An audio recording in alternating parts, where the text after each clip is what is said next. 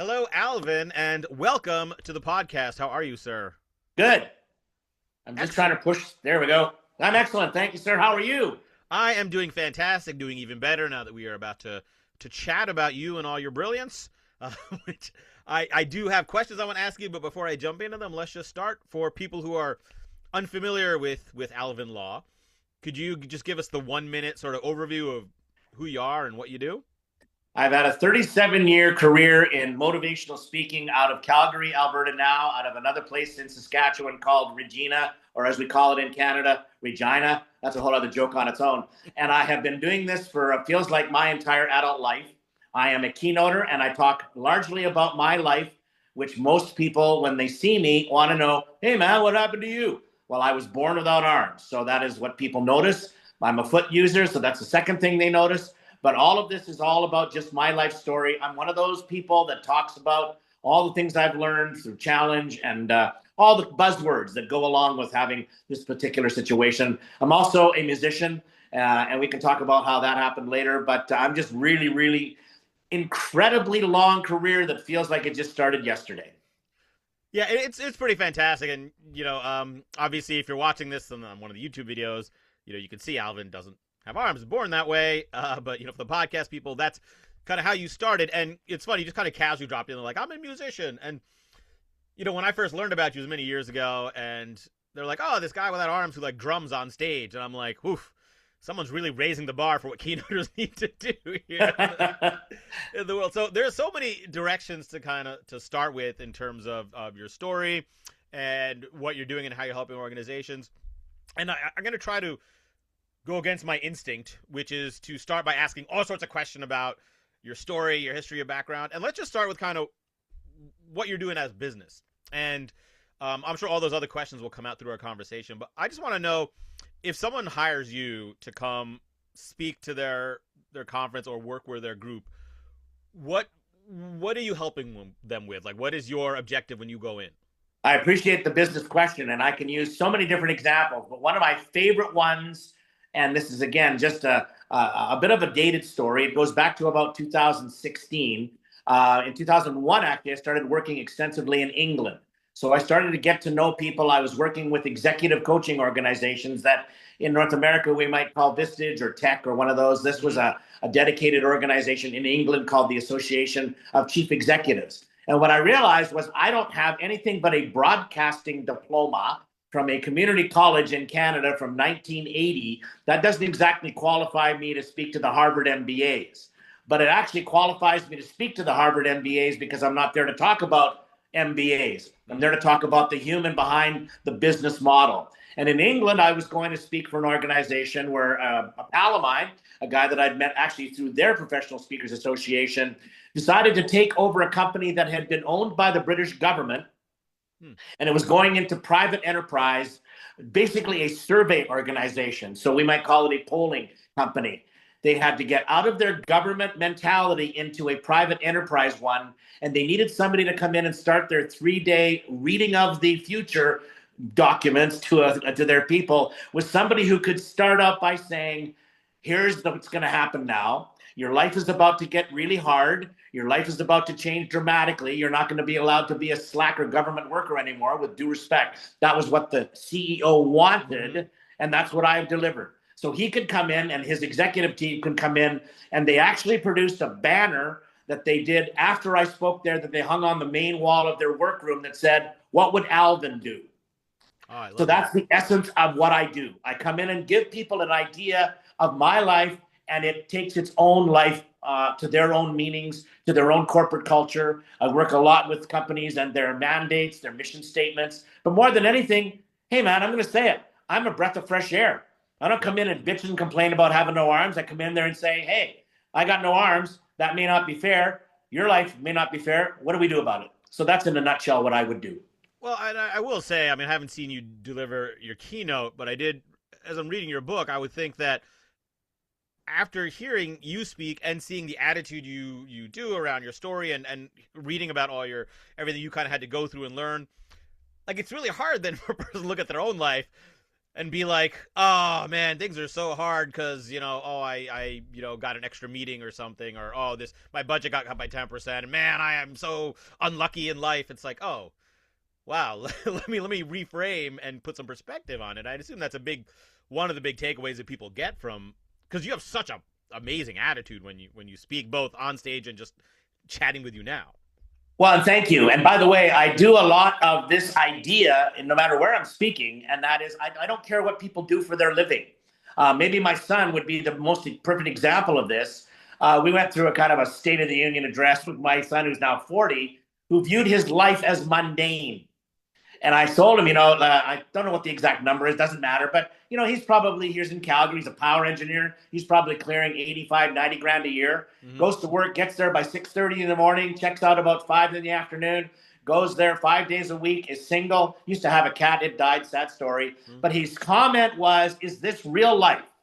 And I went, honey, that's real life. Real life isn't your dad rocketing around the world, doing speeches, playing drums on stage, doing a concert in Japan with Katy Perry like I did in 2022. That's just a drop point that I can throw at your audience to say, I've done some pretty cool things. So has some of you out there watching this. Movie stars, rock stars, people on the internet that are influencers. They look like they've got these incredibly perfect lives. Well, I can tell you, first, they are far from perfect. But second, with due respect, that's not real life. Real life is going to a job that is mundane, that is boring, that doesn't give you a lot of personal realization of your meaning for life. So I try to remind people that is your normal. But if you want to do better, if you want to raise the stakes, if you want to be able to say, well, I want to do that, then I'm here to tell you, well, then go do it. I mean, it sounds easy. It's not easy. That's why I use my story to say, you really think this was easy? I make it look easy, like all of the professionals, the baseball players that throw wicked curveballs like in the World Series, or people that hit a tennis ball 160 kilometers an hour. That's not easy, but they sure make it look easy. Why? Because they prepare, they practice, and then they perform. Yeah, and I think so my whole background is in improv comedy, so I talk Right. about making this mental shift from yes but to yes and not to make your story about me, but yeah, as I'm reading your book and seeing about your story, I realize how many of those things would just in your life could you have just said yeah but to, like, and there's something just, and I want to get into this in a little bit later, I'll talk more about that, but just the basic gist of how, like, the things that I would assume a person with no arm just couldn't do, right? Like, Right. try to play the piano, play the trombone, play the drum, just, I mean, eat and drink, and you have an opening story about eating like a like a saucy plate of ribs I'm like, with your feet. I'm like, but these are every single thing. I'm like, but you can't do that, but you can't do that.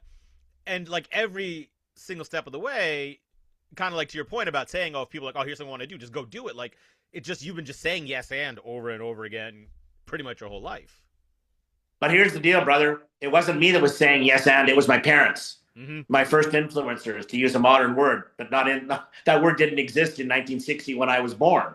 Yeah. To get into it just for a second, I think this is a really important part of the story, and not to get into storytelling mode here, but No, please I do. think the most powerful thing that happened to me, besides being born without arms, which obviously would have an impact on my future, was I was also homeless when I was 5 days old. When people hear that, they go, well, that sucks. No, actually, it's the opposite. Thank God the people that gave birth to me didn't want me, because if you're not wanted, what kind of home life would that have given me? So I was adopted by people that did want me, if you imagine that mindset. But the key to this was they weren't looking for a child to adopt because they'd already raised their own family. So they had a foster home, and they took in troubled youth or hard to place children like me. I never was able to find another home, so they kept me. My mom was 55 years old the day she took me home. My dad was 53. That sounds romantic, but what it means to me in a story is they were wise. They weren't young people trying to prove how beautiful their children were, with due respect. They had this kid without arms, and they were like, okay, what do we do now? And this was not in a time when there was like, hey, Google or Siri, or is there a YouTube video for this? They had to figure it out. But what they knew, because of their lives, here we go again, life isn't easy. So what do we do? So yes, it becomes an and instead of a but. That's brilliant, man, by the way. It's a very powerful way to think of a challenge. And what do we do? So I learned to use my feet. Of course, that was the first thing. I don't remember. All I remember is from the time I have a memory, these were my hands. So whether it was eating or drinking or washing my face, And they made me do these things not because they were mean, but because they knew life is hard. I mean, my dad was a mechanic. He'd bring home nuts and bolts from work, and I'd, screw them on and off and on and off with my toes for hours I at a read time. that, and I'm just like, that's amazing. I know, but what was that? So I could be a motivational speaker someday and go out and dazzle people? No, because they knew I needed to be independent. But now this is where it gets very, very critical. I mean, this is my opinion, my approach. I learned very quickly, you got to fail. Yeah. Life is full of failures. And then when you finally figure something out, those failures, and then the success tells you, well, when the next one comes along, I can overcome that too. So overcoming having no arms was very, very small in terms of the dynamics of my upbringing. The hard part was society. Like you said, restaurants, going in and have, it is funny, man. If you think about eating ribs with your foot, I hope people aren't having lunch right now. By the way, is this audio or visual? It's going to be both. I mean, it's predominantly an audio podcast, but I do post the video on YouTube. So cool. But if people don't want to imagine it in an audio format, stop driving your car right now. I lick my toes off when I'm done. That's not so I can freak people out, because I'm licking my fingers. Yeah, it actually took me an experience with my wife to make me realize. She goes, "Honey, do you realize how gross that looks?" In a comical way. But in the other side of this, I guess it's just not funny. Some people don't see the humor in failure, or they don't see the humor in their lives. And I'm not trying to be preachy about this, but I think that is exactly the point. I didn't have a choice, brother. I mean, I guess I could have been a welfare victim, with due respect. I could have let the government of Canada take care of me. I could have lived in social housing, but I've never gotten a government check, because I'm an entrepreneur. I always believe there's a way around this. There's something you can do. But it was my home upbringing that made me understand hard work pays off. And that's what I did. The fact that I do it with my feet, to me, is insignificant. But hey, man, I totally get it. You should see the look when I get to the exit ramp for the Avis and Hertz dealerships in airports, where I'm renting a car, steering with my right foot on the wheel or my left foot on the gas. That's how I drive. The look on that person's face. Drive-throughs. Those are hilarious. Can you imagine getting up to a drive-through? That'll be $9, and I give them the money with my toes. Actually, it's funny if you're in the car behind me, because all you see is I would almost assume that some of those drive-thru workers assume you're like, you've just got your hands behind your back and are messing with them. Yeah, but here's what I do. See, this is the key, and this is something I learned. I tell them. My wife told me this. She goes, tell them. I said, honey, I'm tired of talking about myself. By the way, I got tired of talking about myself a long, long time ago. But if I don't talk about myself, there's no credibility in the story. Mm-hmm. So, it's like she says, well, what do I do? She goes, tell them. Just tell them why you're giving the money with your feet. You know what it's done, man? Frankly, I can have a motivational impact on a person in a booth at a fast food restaurant in 30 seconds, because their smile, they look on there, because they're in a booth. I'm sorry, that's not exactly an exciting job either. Yeah. But I've heard people tell me, hey, man, you gave me a smile. You made me laugh a little bit. You were the highlight of my day. Thank you very much. You put that in the context of a speech. That's where it gains real traction. Well, that's amazing. I want to get into some of the content, but I just want to refer back to something we were talking about. You said, it was your parents who were the first, the real kind of yes-anders. And I think that's one thing that really struck with me as I was reading about your childhood. And one thing I talk about is, as people, one thing we can do is be a yes and whisperer to others, like help others, be the person that helps them say yes and to themselves. And I was struck by that through your story, how many different people did that with you. Like, obviously it started with your parents, who were amazing, but then you had like a baseball coach who was like, instead of saying, oh no, you can't play baseball, was like, oh well, come, we'll maybe a pinch runner. And then the music teacher, and then another music teacher, and they all were like, maybe initially were like, but then they came back to you and were like, you know what, I'm thinking about it. Let's give this a try. And to me, that's such a powerful lesson for us. Like, maybe it's not even about me achieving all my goals. Like, can I help? Can I just say yes and to someone else and help them? Because the impact, the ripple effect those people had on the world through all the people you've touched with your message is so wide-reaching as well. Absolutely. I mean, my most favorite example in the millions of stories that I own, I mean, it's pretty close actually, was really this one. If you imagine, in 1966, children like me, not just without arms, because that's extremely rare, but children with severe disabilities, they called them crippled back then, had segregated schools. I mean, we all talk about the segregation of colored people. What about segregation of people with disabilities? That's a real thing. Mm-hmm. So there was a segregated school in our community in Canada, not a very small place, 10,000 people, but not a big place. That's where I was supposed to go to school. And here's the irony. I lived across the street from a public elementary school. My parents are going, well, why can't he go there? And they're going, because we've never done that. And my parents are going, gee, we haven't done that either. So why don't we collaborate and make this happen? Well, in fact, they had to change the rules at the school board level to allow a disabled child into a public school. And because of that, changing the rules, disabled children have been going to public school in Yorkton, Saskatchewan, Canada, ever since 1960. Now, did I do that? No. Did my parents do that? Not really. Who did that was the school board. The school board changed its policy, not because of little Alvin, but because, as we know, in 2025 or 26, that was the right thing to do. So because I go to school, that's where I know I have to learn. And that's where I know I have to go through the grades, because they're not going to give me an A just because I have no arms and I'm kind of cute. That wasn't going to happen. So those things transpire. But here's the best story ever regarding that. I mean, the music story is my favorite, but this one's even a better example. My first grade teacher was 18 years old when she took the job. Wow. You didn't have to go to university back then. You could get a teacher's certificate, and it wasn't online. It was through these little schools in these little towns where you'd get a certificate. So she goes into her classroom, she's there on her first day. One of her students has no arms, and she turns out to be one of the most powerful influences in my life. In her words, it was because she didn't know what she didn't know. Mm-hmm. So fast forward to like 1997 or 1998, back in Saskatchewan, we're out at a public event.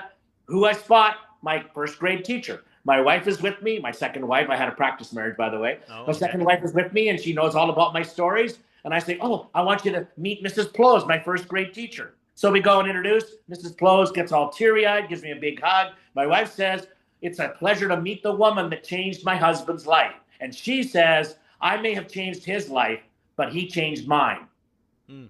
So imagine what I did. What did I do? Well, I didn't do anything except I was an odd student. So she had to learn running on the ground how to be a better teacher. That's what I do for a lot of people. Yes, they give me an opportunity. Yes, they give me a chance to be included in the world. But at the same time, and that's why this whole thing right now going on with diversity, equity, and inclusion is really very annoying, because I understand the concept. I didn't ask for special treatment ever. I earned every job I've had.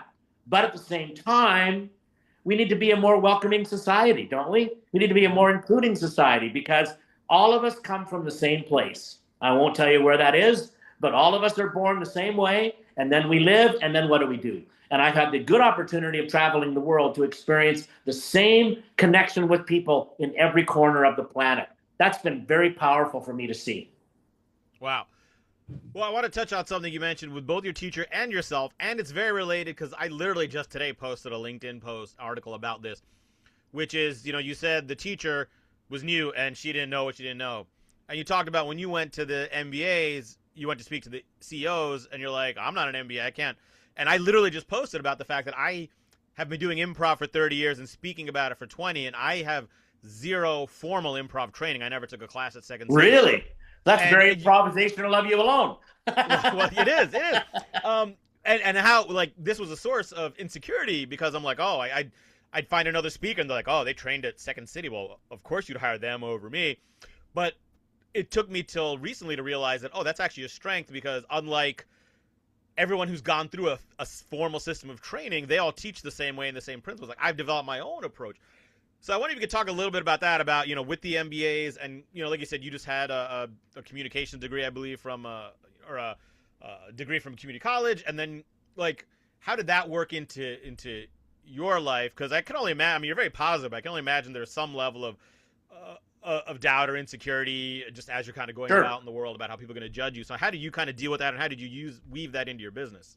Well, I think the era is a very critical part about this, brother. It really is. I don't try to be an old guy. I don't go backwards and go, gee, I wish it was the old days, because the old days weren't all that great. Mm-hmm. But in those days, back to what I said a minute ago, there wasn't some kind of path I could follow for a guy without arms. Yeah. So everything I had to do, I had to earn, as I've said now twice. But part of that was being qualified. So when I was looking at what I was going to do for a career, and again, people can find this out on their own. We probably won't get to it today. But the first instrument I ever played in my life was the piano. But I wasn't very good at it.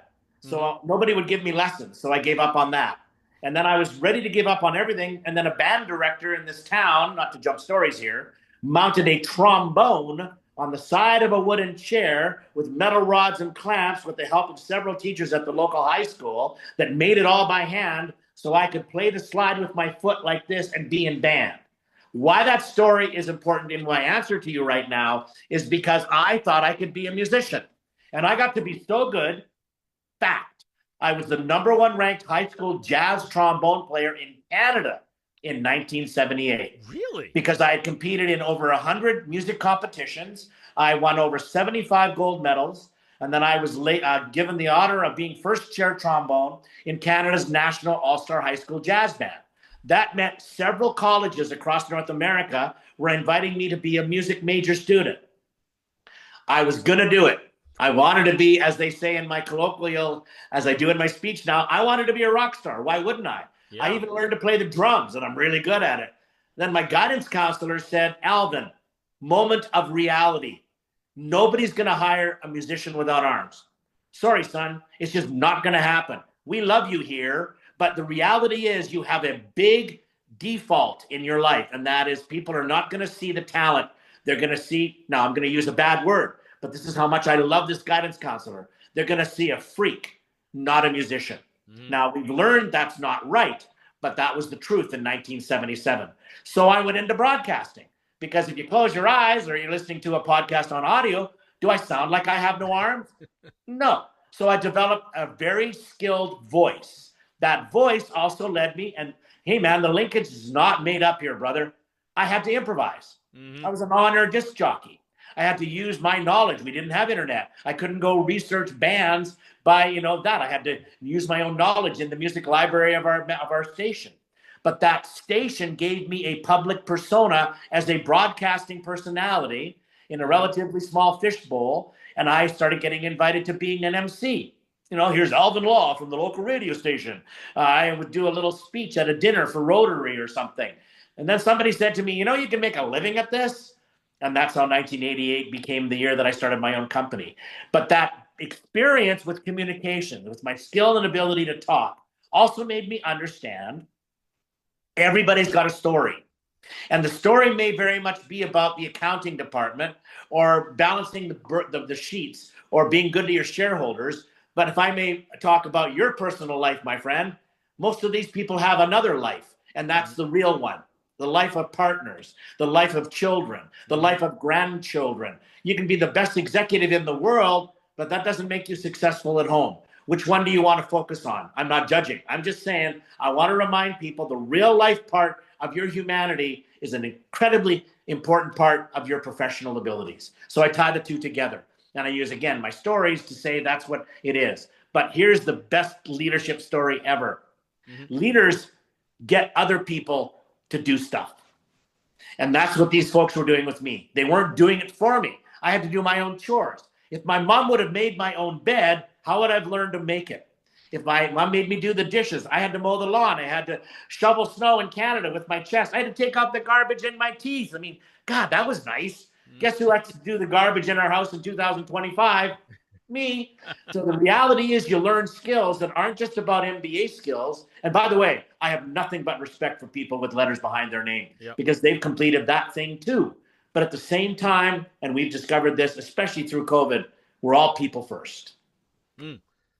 Well, let's get into that a little bit then before we wrap up. We talked about your background and kind of the bigger picture stuff. But when you go in and work with teams, with leaders, I know in your book and I saw on your website that since your name is Alvin Law, you've sort of created Alvin's Laws, which is you've turned Alvin into an acronym. Is that still? There is the book, Alvin's Laws of Life. Here's product placement. And we'll link to the book and to the website. But I wonder if you could take us through kind of, is that still kind of the cornerstone of when you're working groups, that you kind of take them through the 5 steps, or, I know the speakers were constantly evolving and moving on. And what I did, and this is a great question, and I'll give you an uncharacteristically brief answer. Around, I don't know, it was probably 2002, 2003, I had the first ever in my life of a repeat client. Now, I have had some repeat clients, but there's a gap in years, usually in between. Sure. In fact, I just did an event in Winnipeg in June that I had done 10 years earlier. That's not the point. The point is most clients, once they've heard me speak, they will not bring me back in the next following year. A client that was actually an executive coaching client wanted me to speak back-to-back 8 months apart. I had done my show. I had talked about my life story, the one we're alluding to today. They wanted something fresh and brand new.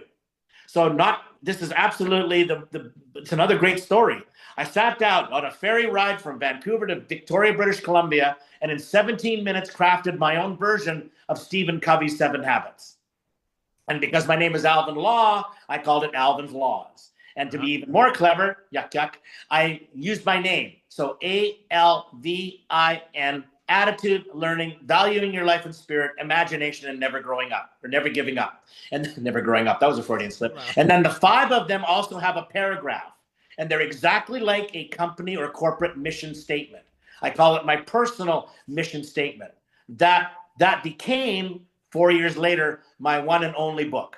But I don't do it as a workshop. I started doing it online with the ones we do, in terms of virtual talks. I'm virtual certified. And because I can do that with my toes, I can cover my book. But I'm not a real book flogger, not because I don't want to sell my book, but because it's really highly personal and it's actually getting to be a bit dated.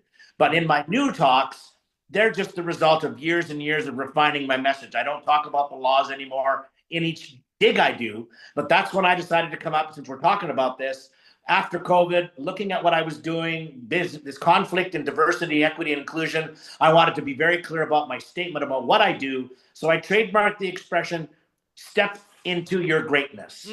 And that is not piggybacking on mega. That is simply an idea that I came up with through a writer that said, that's what you're really doing, Alvin. You're asking people to take the role that they're asking subliminally, subconsciously, but more than anything, deep down inside, who doesn't want to be the quote unquote rock star? We want to be successful. We want to be wealthy. We want to have big stories and big trips and big events. Who doesn't want to do that?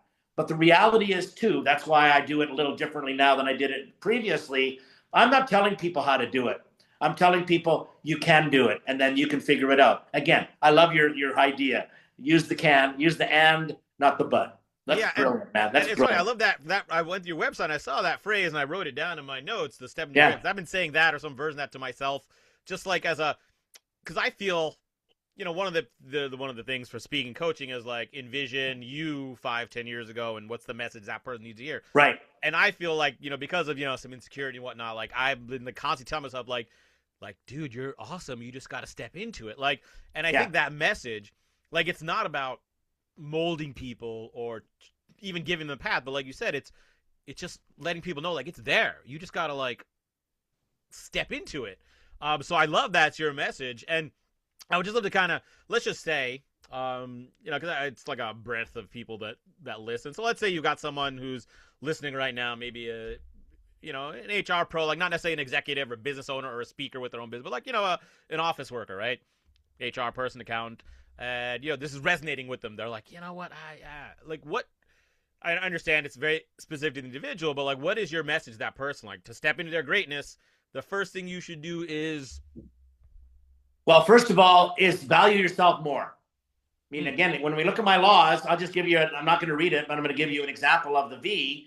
A lot of people see themselves as victims, and that's real. There's real victims. Bad things happen to good people. But here's what I would say. I've never heard an answer to the question, why me? And the trouble is victims often live in the past rather than living in the present and looking at the future. And again, here's the line. Everyone has value, just finding it. But if you're waiting for some boss or some supervisor or somebody that's in charge of you to come along and say, oh, here's your free gift to success, that ain't going to happen. So impress people. Be early. Stay late. Work extra hard. Don't complain. Don't do office politics. Don't do office melodrama and gossip. Try to keep your ducks in a row. But even more than anything, this is actually a new one, brother, and it's a very important time to say this. There's a lot of controversy right now between the idea of working from home, which I think is a brilliant idea, but also the idea that some managers want people to come back to the work site, come back to the office, and people are complaining, well, I don't want to do that. Well, I'm sorry, I'm not going to tell you how to live your life. I'm not Dr. Phil. But the reality is, you don't own the company. So the company owner is saying, do this, do it. Be a willing participant. Don't be a complainer. Don't be a problem. If you can do those things, then people will see you as an asset. And it doesn't mean you have to stay with a company for 50 years like my dad did. But what you can do is find your own way forward by being a good life player. Well, it's funny. It's amazing. One of the things that resonated with me is how I think aligned some what you talk about is what I talk about. Like I talk about the same thing about letting go. In fact, this new book I'm working on, it's got a framework and with yes and as an acronym, and the Y stands for yield to what is, let go of what was, build towards what can be. It's that exact thing, right? Let go. And I've been facing this remote work thing a lot and hearing it, and I think the thing about like is that if you're just complaining, like I can't, blah, blah, you're not. Number one, you're saying you're not becoming an asset, you're not being valuable, but you're also blocking yourself from taking action. Like, dude, if that's the way it's going to be, just say yes to it. You can look for another job. But when you get so focused on complaining, not only are you diminishing your value to your current company, you're blocking yourself from taking the action to even find something else. So I just love how it's like value yourself and step into it, step in your greatness, and take some action about it. Well, there's an irony here too, man, and we're almost done here. But here's a bit of an irony. And again, let's not focus on the evil COVID. That's something we don't even need to think about at all. But the reality is, I've made my good living by going to events where there are professionals, a lot of associations, right? Mm-hmm. Where people have joined an association and they want to be better at what they do. So they invest their own money and time to go and upgrade their skills, upgrade their talent, upgrade their papers, upgrade their qualifications. Every time you do that, you're not only saying to your employer, I care about what I do, but you're saying even louder, I care about me. I want to make me a better person. And when you're a better person, I mean, this sounds pretty obvious. It's not perfect. But when you're coming home at the end of the day, not worrying that you can't buy groceries, which is a real fact going on right now, that you have the capability and the ability to further your career to make more income, to be able to pay for those groceries, and maybe even have a holiday, God forbid, it's on you. And you can't blame other people for your mistakes, or, I mean, that's office politics. I don't want to get into that. But the reality is, you don't have to be smart. A lot of people say, I'm kind of stupid. No, you're not. I didn't graduate with straight A's from college. I worked my butt off to get a diploma. And once I had that, I had a piece of paper to say, see what I got? And the more of these you got for people to say, see what I got? See what I'm good at? See what I'm qualified for? You then gain your own confidence. And even back to my laws again, my I is for imagination. Here's a good one, buddy. Imagination defines the difference between obstacles and possibilities. It's subtle in some respects, but in other respects, it's huge. Because when all you see is the world is against you, well, the world's going to be against you. But if you see the world as a beautiful place, you can make your way. And sometimes it has to be a little bit aggressive. That's okay. We only get one life, man. What we do with it is everything.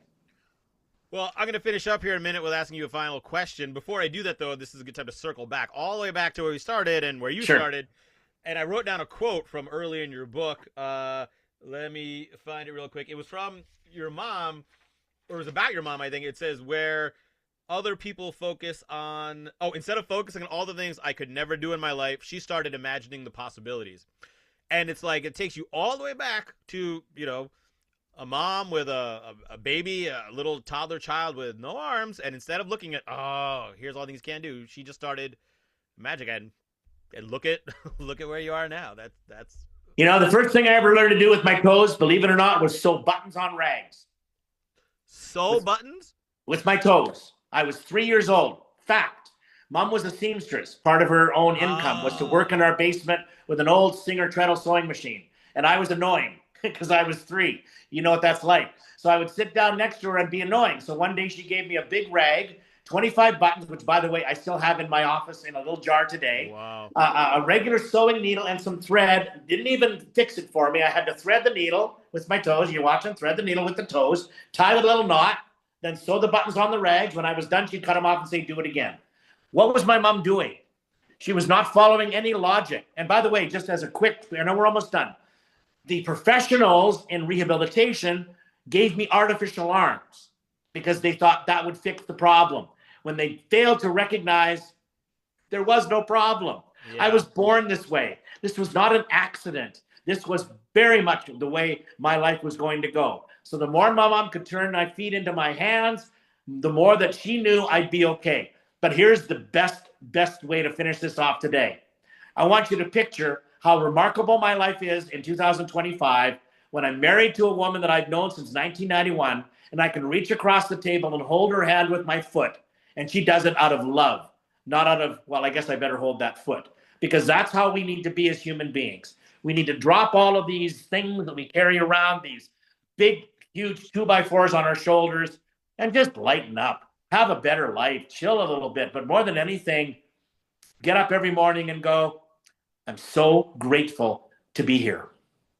Well, that is a fantastic way to end. There is one more question I want to ask you in just a moment, a short one I'd like to finish. Go ahead. Before I get to that, this was fantastic. So for people who want to learn more about you or potentially engage you, to speak to them, to work with their organization, and we'll put all these links in the show notes, but what are the best ways for them to connect with you? It's just real simple, alvinlaw.com. And thanks for asking that question. If you go to alvinlaw.com, you'll see the videos. You'll see links to YouTube. I've got a YouTube channel, just Alvin Law. I've got all the social media. I'm not really hyperactive on the ones I'm not sure I care about, like TikTok, but I'm definitely out there. And again, look up the email on my website if you want to get a hold of me, ask me any questions, buy my book. It's on Amazon.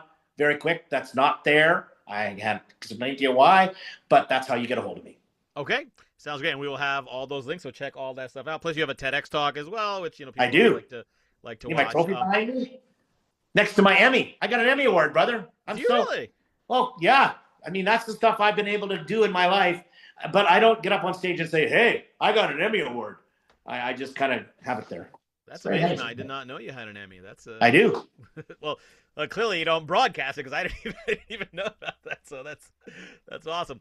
All right. Well, this has been fantastic. I'm going to ask you one final question. I end every podcast episode with this question. Sure. So as I mentioned, my background is in improv. I talk about this idea of saying yes and instead of yes but. In great part because I honestly believe the world would be a better place if everyone just made the simple shift of starting from a yes and mindset instead of yes but. So my question to you is, what is one small thing that you believe if everyone in the world just did this one small thing, it will make the world a better place? Look at yourself in a mirror and say to yourself, what kind of impact am I going to make on people today?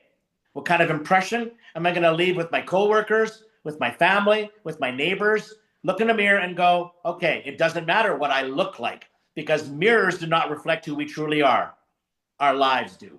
So think of it that way, because we weren't born, like me, by accident. We were born with an intention. And by the way, one more thing, laugh a little, lighten up a little bit, see the humor in life. And I'm not just saying this because you do it, man. It is exactly what I do every day. I surprise people with how funny I can be, even in the face of something that may not appear to be funny. Having no arms itself isn't funny, but seeing the humor in life is a true gift. And I love sharing that with people every single day. Well, that is a perfect button to end on. Alvin, thank you so much. This was fantastic. I know our listeners got a whole lot out of it. You bet, Avish. And take care of yourself, man. Keep making them laugh. We need more ha-has and way, way, way more smiles. Cheers, man. Take care, everybody.